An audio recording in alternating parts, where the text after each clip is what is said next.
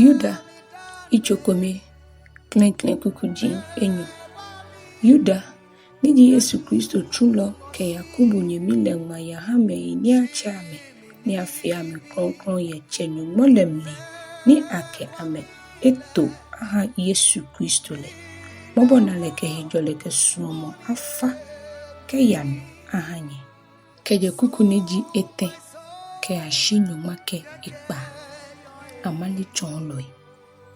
Suomo mei benimi sami yeke modern body enche ake mangmanye yewo fe we yula here mole hisani hele.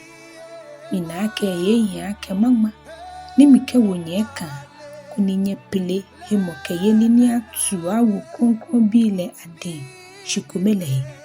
Eja ake gbeme kome ejushi eba bote woten me ni blema be aje angma ame hisani afonshi aha neke kujumone me ni she nyumo gbeye ni ngowo nyumo dro mole ame bo nyuntwi ni ame kwa nyumo ni jino yiloko mele ke wonu cho Yesu Kristo le.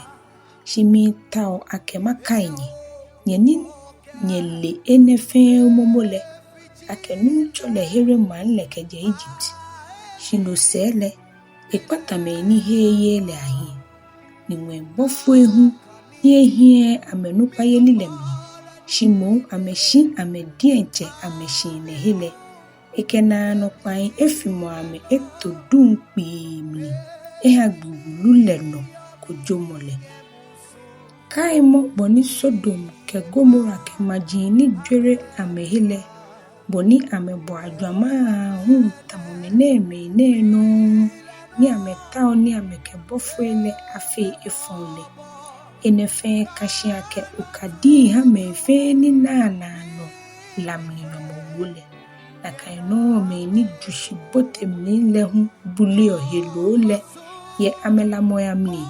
Ye ame bu no yeli. Ye ame yuo anu nyam cheme ahiwe mwifonji. Shi bofo nupa mikaile. Beni eke abonsa yihio. Ni ekele taana ye mose gbonyo lehile. Eka ke ebule foko shimo eke. Ka nunchole a kan ohie. Shimene mele. Amele ni fe ni amelele ameyohi usheku. Shini ni ameli. Ye amefomo sule na tamo kolwe ni bedwe mole. Lumeno amekifitio amehi.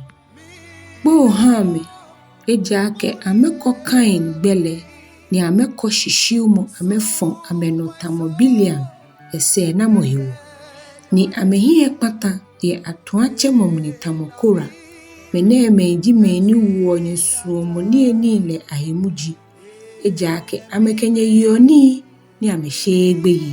Ni amedienche amehi ameleleo. Atatui ni nube amemni ni koyo pala amekeboli oshiji ame. Je ni yibi wo be mnile amewo yibi. Shi amegboi shi enyo ni afamo ame. Ke ame shishifain. Ishoke hu ni yo hama ni feon ame dienche. Ame hegbe jiani keba ngwe tama fun ji ame. Ame tama mulami duduloi. Ya sadun ile ato amekemi ya na anole. Meneme ahini Henok ni baye yino ni jikpa umni keje Adam nole gbaye ake. Na, nunchole mimba ke ikronkron bi akpe nyuma yabo. Ni eba kodo meife, ni ekame, ni she numogbe ye nefe, ya menu chumo. Ni numogbe ye she mobe mnife, ke wiemwe ni wawa ife, ni shafe loi numokwaloi ewie ye ihelehi. Meneme ji wie loi, ke kroloi, nino esa amehi, ni nyo ye amedienche amekonoi ana, ni amenabu ruo na afuwe mwe, ni amesumome ayesa yese na mohiwo. Keje kuku nigi nyumake pao, ke ashi nyumake ete, kokoboy, ke ni chomboy. Shisuomome, nyele nye kaya yue mwe ni wanuncho Yesu Kristo bofo ile ewie tomomule.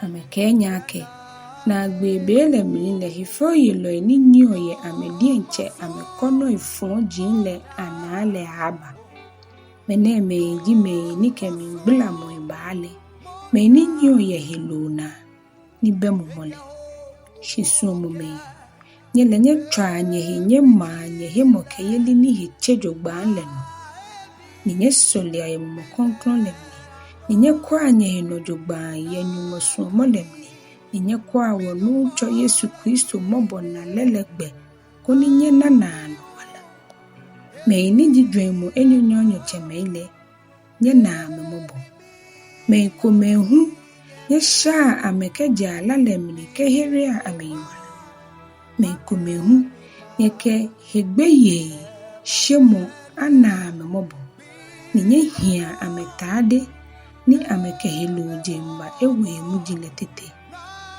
kukuniji numake edwe kenyumake enu numo yijiemu silemoni yo hewale ni eke abunyehi ni nyekatre ni enwonye adamo enunyam le hie ni pako benyehi ye mini flimom nile numoko meni jiwo yiwala herero kechuwo no cho Yesu Kristo nole le amo anunyam ke agbodi ke hiwale ke higbaha ke genano agbene ke nanu fe.